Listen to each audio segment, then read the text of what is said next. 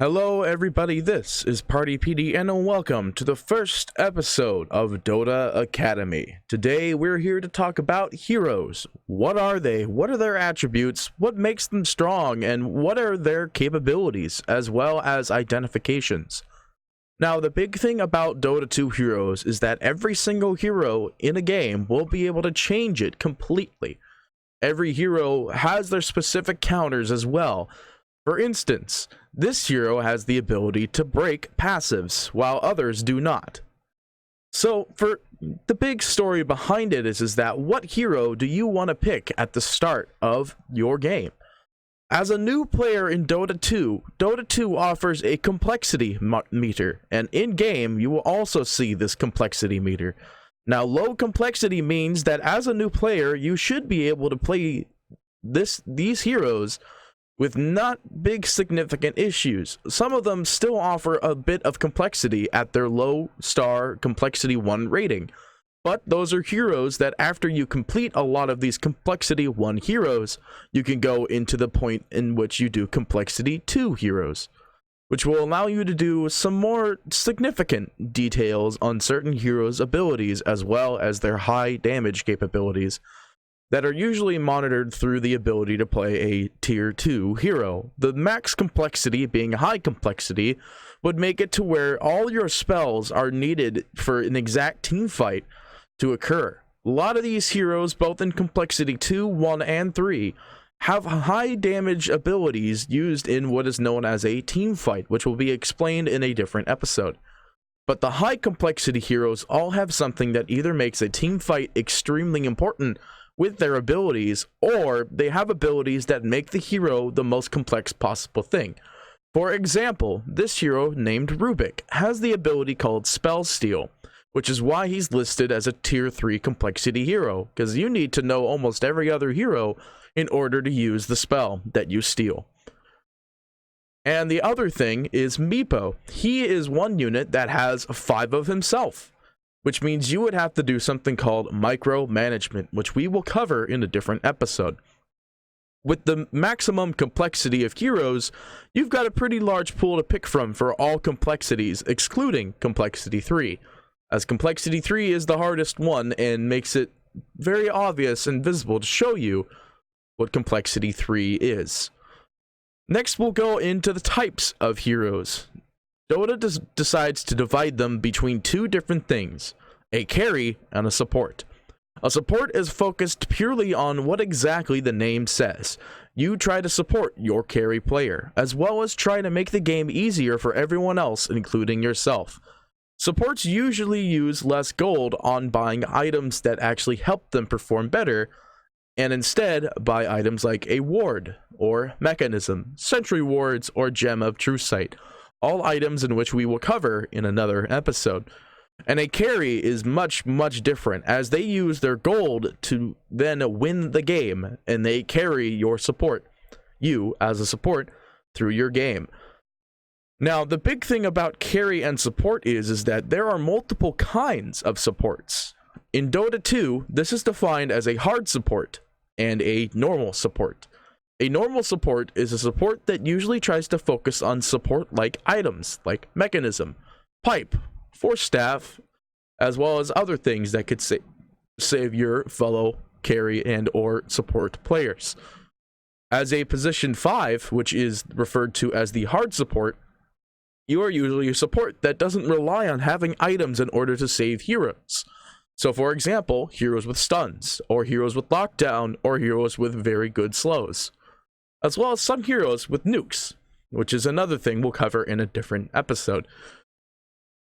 A carry, on the other hand, as you can see actually, when you select both carry and support, there are some heroes that stay behind, that are both of the same kind. I don't know why Alchemist is labeled as support. He is actually one of the stronger core heroes. But as you can see, there are a lot more cores than there are supports, at least within the intel pool. Almost 80%, it's not actually 80%, but it's a good enough number of heroes in intelligence are support heroes. Meanwhile, agility and strength have a lacking of both support type heroes. Which goes to our next statement. strength, agility, and intelligence. What do these three attributes define a hero? Well, as you can see with both the carry and the support selection, it doesn't really define too much when it comes to the two very specific roles in the game. However, most strength heroes are initiators, which is another role that is sorted. Actually, it looks like it's not actually sortable in here anymore. Initiators are heroes that usually jump into the fight and begin the fight, so long as you're able to execute your initiation perfectly. For example, Tidehunter uses an ability called Ravage.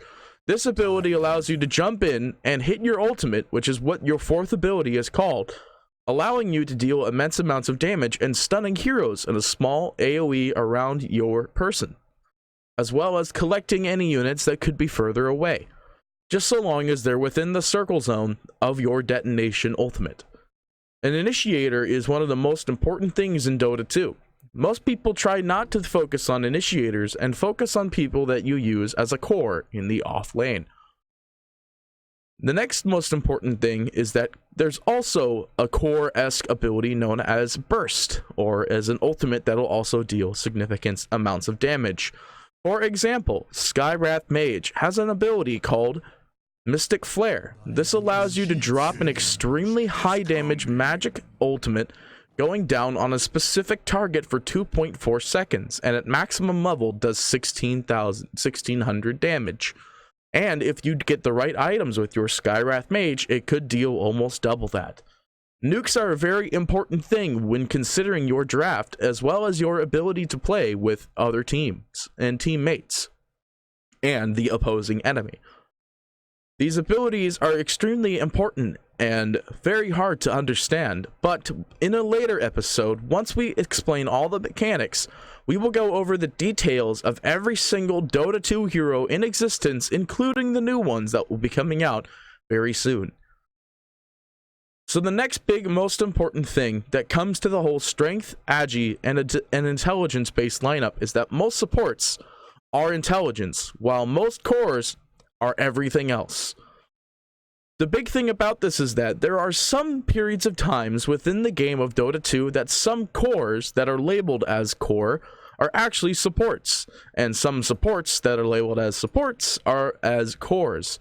In some previous games, we've seen some core Kunkas, or we've seen core Earthshakers, as well as core Lions, and we've seen some core Enchantresses. And by core, I mean carry. I thought it said carry or core for some reason. Core is another definition for a carry. Usually a core is either the safe laner hero or the mid lane, which will be explained in another episode. So now that you understand what heroes are and what sort of attributes kind of define the hero, we can easily go into the next episode, which will be discussing where and what do these heroes do when they're in the game. A lot of heroes aren't actually played in most scenarios. A lot of heroes are usually bad in certain periods of times of the game. For example, Ursa, who has not been picked for ages, is a strength hero that I don't is he? No, he's an agi.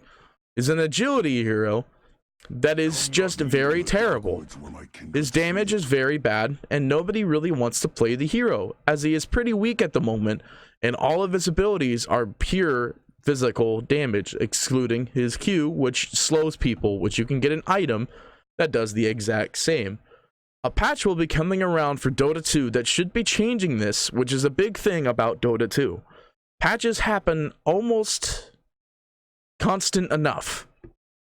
I don't want to say we get patches all the time, because that is a complete lie. Patches will come around which will make certain heroes good again, and or newer heroes that you liked so much obsolete, and basically in the same pool that Ursa Warrior sits in. But with that being said, that's all that we have for the hero introductory today. I hope you enjoyed this episode of Dota Academy, and we will further go into explanation on what these heroes do, as well as initiators, supports, cores, offlaners, safe laners, and mid lane heroes in another episode. Most likely when we talk about laning and how important laning is in Dota 2. Thank you so much for watching, and we'll see you next time for another episode of Dota Academy.